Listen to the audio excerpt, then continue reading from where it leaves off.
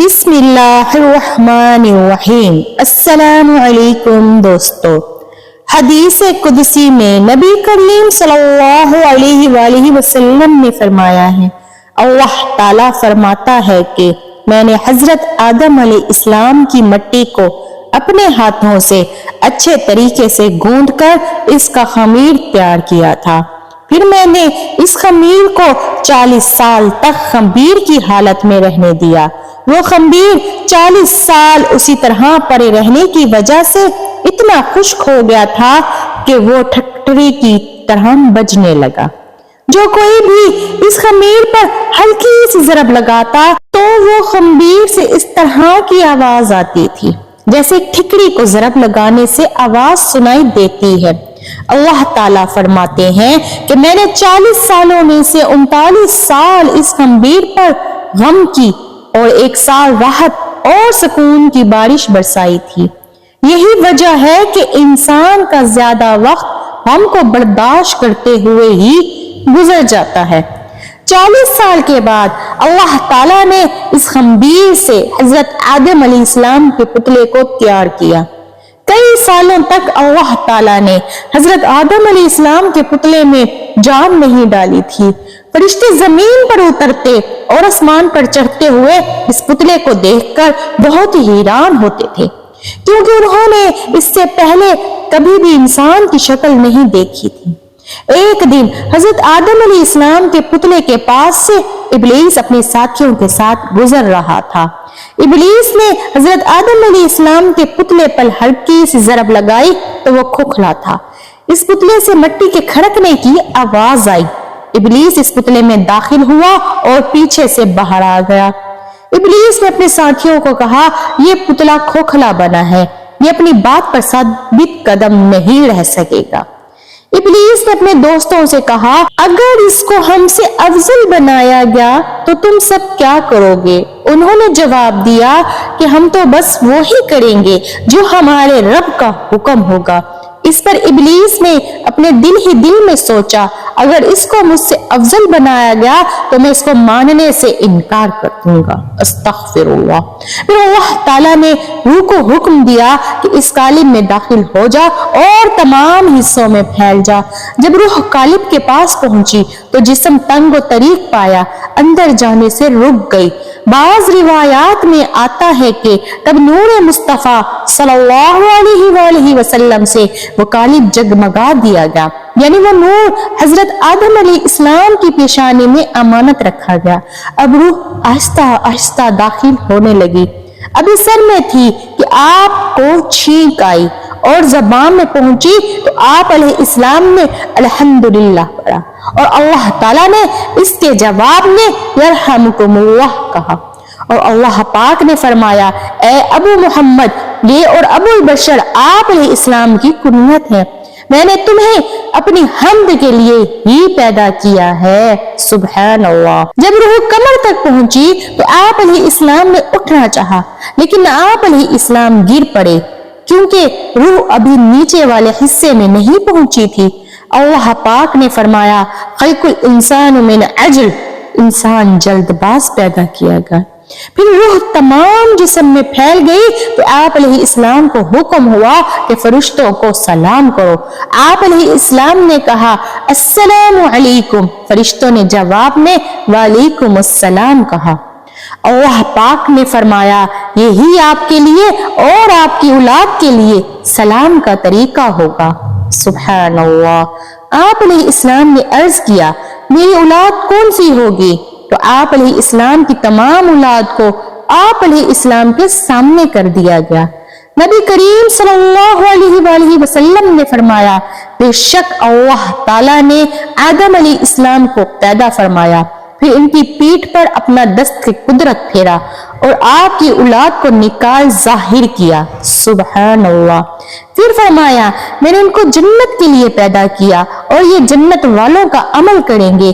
پھر اللہ تعالیٰ نے اپنے دست قدرت آپ علیہ السلام کی پیٹھ پر پھیرا اور آپ علیہ السلام کی باقی اولاد کو ظاہر فرمایا، اور رب نے کہا کہ ان لوگوں کو میں نے جہنم کے لیے پیدا کیا، یہ جہنمیوں والے عمل کریں گے۔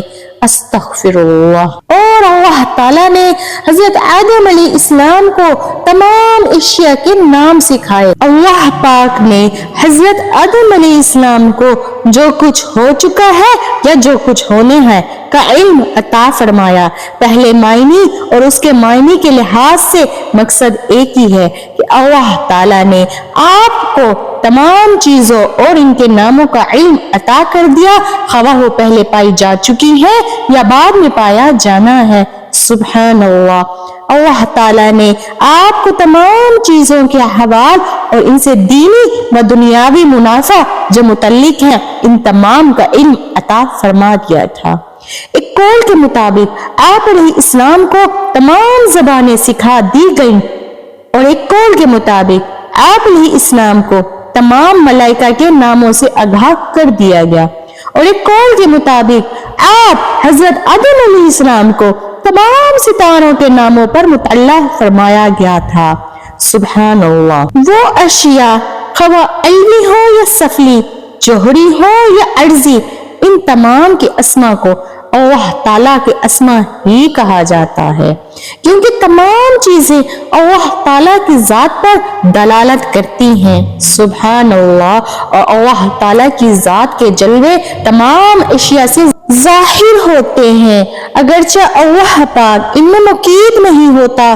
تفسیر روح البیان میں لکھا ہے کہ خدا باری تعالیٰ نے روح سے مخاطب ہو کر فرمایا کہ جس طرح تم زبردستی سے جسم میں داخل ہو رہی ہو تجھے جسم سے نکلتے ہوئے بہت ہی دشواری کا سامنا کرنا پڑے گا۔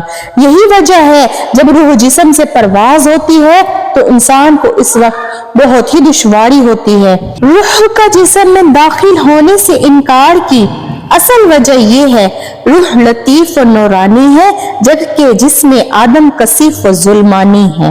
جب اللہ تعالیٰ نے شمع جمالی محمد مصطفیٰ صلی اللہ علیہ وآلہ وسلم کو جب حضرت آدم علیہ السلام کی پیشانی میں داخل کیا گیا تو روح بالا تر دوسرے مبارک اور نورانی آدم علیہ السلام کے جسم میں داخل کی گئی۔ جب روح جسم میں داخل ہوئی تو تب سے روح نے جسم میں اپنا سفر شروع کیا۔ سب سے پہلے روح حضرت آدم علیہ السلام کے سر، کانوں اور زبان میں داخل ہوئی، پھر آہستہ آہستہ پورے جسم میں پھیلتی گئی، سب سے آخر میں حضرت آدم علیہ السلام کے قدموں تک جا پہنچی۔ اس کے آگے اور مزید کوئی راہ نہ تھا، اس لیے روح واپس ناک تک آئی۔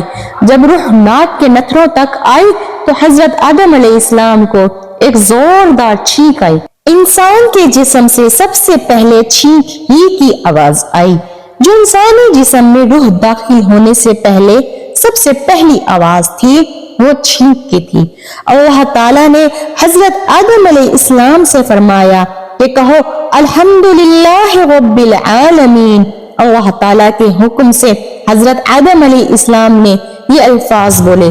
یہی الفاظ سب سے پہلے حضرت آدم علیہ السلام نے بولے تھے۔ حضرت آدم علیہ السلام کی یہ الفاظ سن کر اللہ تعالیٰ نے فرمایا کہ اللہ تعالیٰ تم پر رحم کرے، یرحمکم اللہ۔ لکھنے والے لکھتے ہیں جب روح کو حضرت آدم علیہ السلام کے جسم میں داخل کیا گیا تو حضرت آدم علیہ السلام کا دل ایک جگہ سے چل کر دوسری جگہ جانے کو کیا تو وہ چل نہ سکے۔ جب روح کو حضرت آدم علیہ السلام کے پاؤں تک پہنچایا گیا تو اس وقت حضرت آدم علیہ السلام اپنے قدموں سے چل کر ایک جگہ سے دوسری جگہ حرکت کرنے لگے۔ حضرت آدم علیہ السلام کے فوراً چلنے کے فیصلے کو دیکھ کر اللہ پاک نے فرمایا انسان جلد باز پیدا کیا گیا۔ اللہ تعالیٰ نے انسان کے جسم کو کل 9 دروازوں پر مشتمل کیا، جن میں سے 7 دروازے جو مدرجہ ذیل ہیں، 2 کان اور 2 ناک اور 2 آنکھوں کے سوراخ جو کہ 6 بنتے ہیں۔ انسان کا جسم کا 7واں دروازہ انسان کا منہ ہے۔ انسانی جسم کے آخری 2 دروازے پیشاب اور پخانہ خارج کرنے کے راستے ہیں۔ اللہ تعالیٰ نے انسان کو شجاعت کو قلب میں، عقل کو دماغ میں، حرص کو رانوں میں اور غضب کو جگر میں شامل کیا۔ سبحان اللہ۔ مزح کو تحال، خوشی و غم کو منہ اور رخ کو حلق میں رکھا گیا۔ اللہ تعالیٰ نے چربی کو دیکھنے، ہڈی کو سننے، گوشت کو بولنے اور خون کو پہچاننے کی ہمت عطا کی ہے۔ جب روح انسانی جسم میں مکمل طور پر داخل ہو گئی تو دماغ سوچنے لگا، دل دھڑکنے لگا اور سانسیں چلنے لگی، کانوں میں ہر طرح کی آواز داخل ہونے لگی، آنکھوں میں نور آ گیا، وہ سامنے سب کچھ چیزوں کو دیکھنے کی طاقت رکھنے لگے۔ اس طرح جسم بھی حرکت میں آ گیا۔ جب حضرت آدم علیہ السلام نے اپنا سر اٹھا کر دیکھا تو حضرت آدم علیہ السلام کی نظر لوح محفوظ اور عرش مجید کو دیکھا۔ آپ علیہ السلام نے لوح محفوظ پر لا الہ الا اللہ محمد الرسول اللہ صلی اللہ علیہ وآلہ وسلم لکھا دیکھا۔ سبحان اللہ۔ حضرت آدم علیہ السلام نے اللہ کے عرش پر جو سب سے پہلی چیز دیکھی وہ کلمہ توحید تھا۔ اللہ پاک سے دعا ہے اللہ پاک مرتے وقت ہماری زبانوں پر بھی کلمہ توحید جاری کر دے، آمین۔ دوستو، اگر آپ کو یہ ویڈیو اچھی لگی ہو تو چینل کو سبسکرائب کر کے کمنٹ میں ضرور بتائیے گا۔ جزاک اللہ۔